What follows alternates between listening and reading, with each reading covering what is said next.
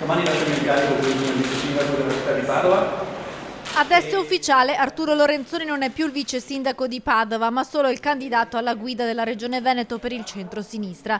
Martedì 14 luglio le dimissioni verranno formalizzate con la firma davanti alla giunta di Palazzo Moroni. Lascio questo incarico con due certezze, ha spiegato Lorenzoni. La prima è che quanto di bello abbiamo compiuto qui a Padova può diventare un campo politico a livello regionale. La seconda è che il percorso padovano non si interromperà con le mie dimissioni. E a chi gli chiede come mai abbia scelto di lasciare un porto sicuro come quello di Palazzo Moroni per un mare incerto e turbolento come la campagna elettorale per le regionali contro Luca Zaia, risponde così.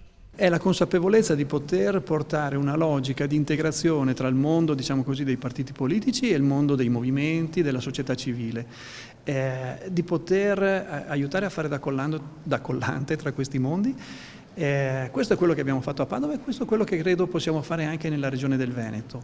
È un modo di interpretare la politica che secondo me è sentito vicino dalle persone. Insomma, fatto una volta, perché non ritentare in regione, chiude Lorenzoni, che però non anticipa né svela nulla su chi prenderà il suo posto in comune a Padova. La partita è nelle mani del sindaco Giordani, con cui ha avuto molti colloqui negli ultimi giorni. Il sindaco ha sul tavolo tutta una serie di opzioni e saprà scegliere al meglio. Lorenzoni descrive così la campagna elettorale per le regionali che intende portare avanti a partire dalle prossime settimane: idee, confronto, collaborazione e sorrisi. Lascia Palazzo Moroni senza rimpianti. Rimpianti in senso stretto no, credo che abbiamo seminato le cose che si volevano seminare e alcune daranno frutto ovviamente nei mesi a seguire, alcune negli anni a seguire, ma abbiamo seminato molto bene.